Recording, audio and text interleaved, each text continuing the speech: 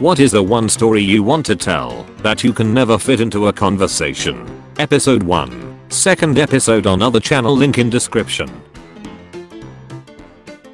I was stage managing a show in New York City in a sketchy part of town. Got out around 11:30 at night. No one was around, and I started the long walk to the subway. A few blocks ahead of me, I saw someone running toward me. I got nervous. What was going on? As he got closer I realized he was a he. He was stark naked. He was wearing a brown paper shopping bag on his head with round eye holes cut out of it to see, and he was furiously masturbating.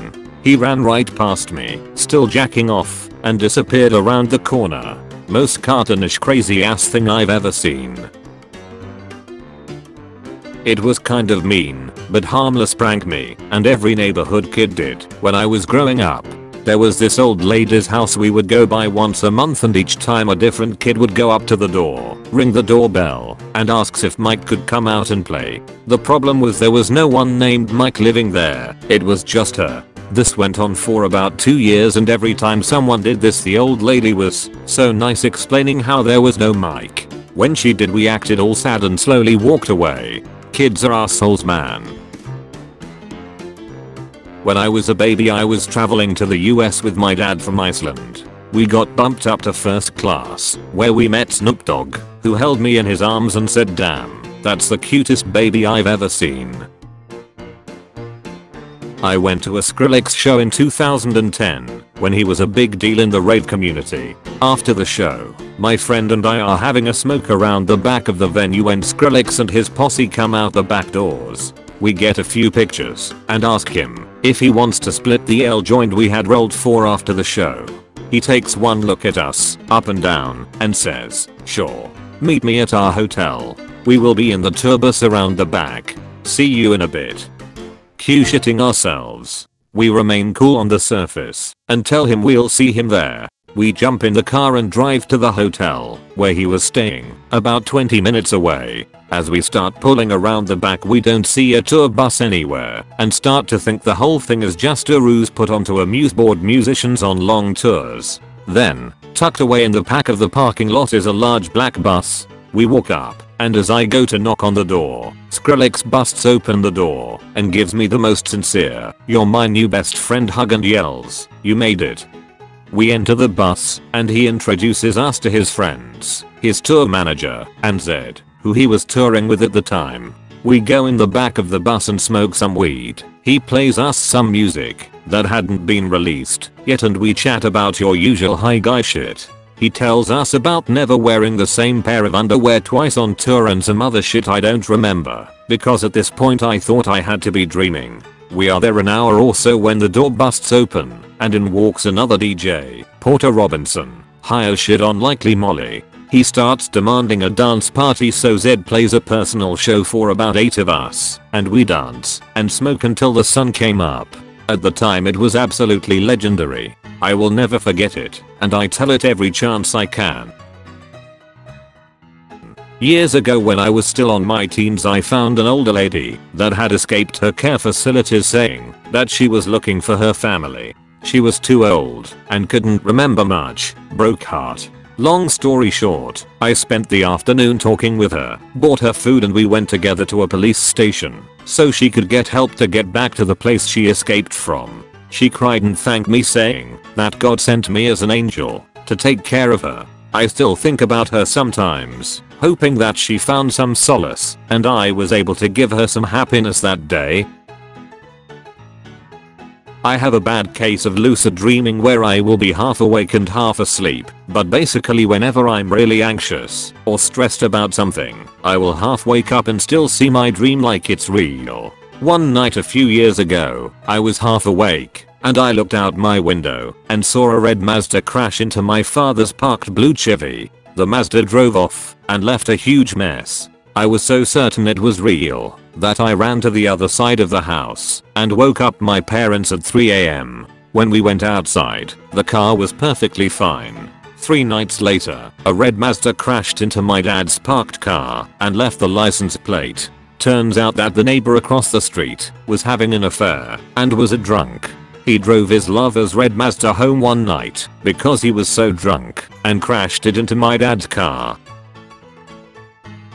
One of my mother's friends used to work at Prince's estate, Paisley Park. Prince took a particular liking to said woman, let's call her Lisa, and offered to throw Lisa a private birthday party at his mansion. I was about 6 years old when I went there, being dragged along by my mother, having no clue where we were, nonetheless the magnitude of who Prince was. I briefly spoke with him. He complimented me on my choice of skirt, a tutu, and told me to never let the cold of Minnesota change you, and never let the cold of others influence you. I grew up in Texas state parks. My mom was a park ranger, and I always went to work with her from the time I was a little girl. To this day I have an innate fondness for the wild, and know more about alligators, snakes, plants, insects, and birds than what is generally considered normal. Driving around with friends is always a reminder of my oddity when I'll suddenly shout out, wow, look at the northern harrier, wow, in the gray phase too, gorgeous. Or sitting around a grill or campfire, I'll perk up and go, listen, that's a great horned owl over there. I usually just get odd looks, and then the conversation goes back to where it was before. Anyway, growing up in the state park, I rode my bike everywhere, all day long, on trail, on road, or just completely in the wild, all by myself. This particular state park is rife with live oak trees, massive towering behemoths whose roots tend to arc up out of the ground by several feet sometimes. Well, one day I was biking downhill at a pretty fast pace, and my front tire hit one of these natural arcways that I had somehow failed to notice, and my bike came to a dead stop.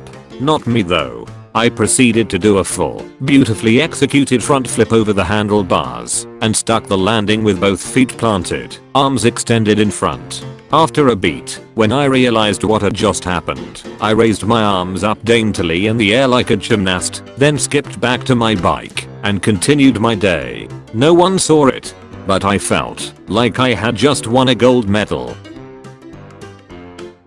My school had a strict policy of no electronics during school hours, so even if you had headphones in and nothing out, they'd take your phone/MP3 player or whatever away. One day I got bored at lunch and plugged my headphones into a banana, put the banana in my backpack, and sat down with my friends. We sat in front of the attendance office in the courtyard, so naturally there were administrative staff nearby a lot of the time. Sure enough, a dean came out, saw me, gave me some lecture, and said to hand over the device. I opened my bag and pulled out the banana with the headphones plugged in. She laughed, I laughed, friends laughed, then she still took my banana. This year for my birthday, my husband took myself along with some family members to see the redwoods in Humboldt County, circa. We stayed in a lovely VRBO he found located in a very small town, some 300 people. After a long morning of adventuring, we were returning to the house for lunch when we saw this awful mess of a house. Imagine your stereotypical white trash, meth head house with a kiddie pool on the roof. The house itself was behind a chain link fence with so much trash piled up behind it, you could barely see the house. There was smoke billowing from behind the fence. Almost everyone in the car dismissed it as a trash fire, except my husband, who insisted something was wrong.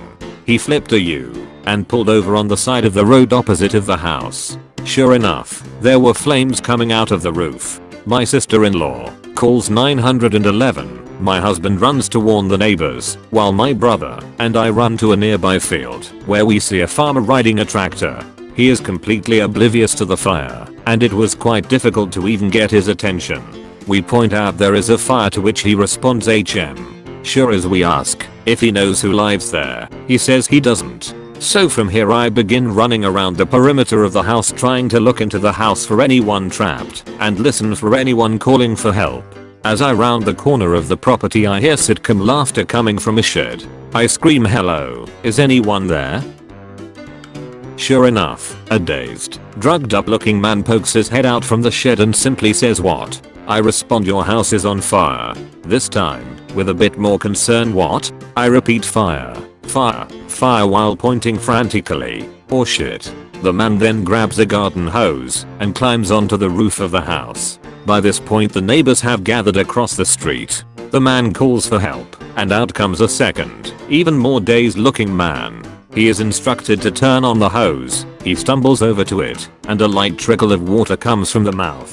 "I need more line," says the first man. "There ain't any more line," responds the second, completely apathetic to their situation. Eventually, the volunteer fire department from the next town over arrives and promptly takes control of the situation. We decided it was time to leave. "I need more line" has become an inside joke among us. I saved a mother and her infant from drowning on my honeymoon. My wife and I were on our honeymoon in Fiji and were on a day cruise around the islands. We had a stop off for lunch on a small island with a pool. We are hanging out, having a beer up the deep end of this pool, which must have been about 10 meter x 5 meters. It turns out that the shallow end was around 1 meter deep, and halfway down the pool there was a vertical drop off where all of a sudden it becomes around 2.5 meters deep. Really safe, I know. Anyway, there's a young mum walking around the shallow end of the pool with her baby daughter.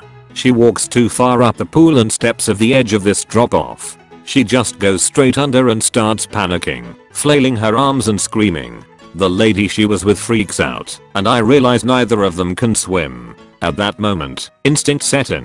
I slammed my beer down, ignoring what my wife was saying. It turns out this was going to be the first time of many, and pushed off the side of the pool towards this lady. With the momentum, I managed to scoop her and her daughter with relative ease and put them back on the ledge. Adrenaline is a funny thing. I always look back on that and think of how I took swimming lessons for granted as a kid growing up in Australia, but it definitely all paid off for that one time. You have message from the story man. Like and sub to get nothing.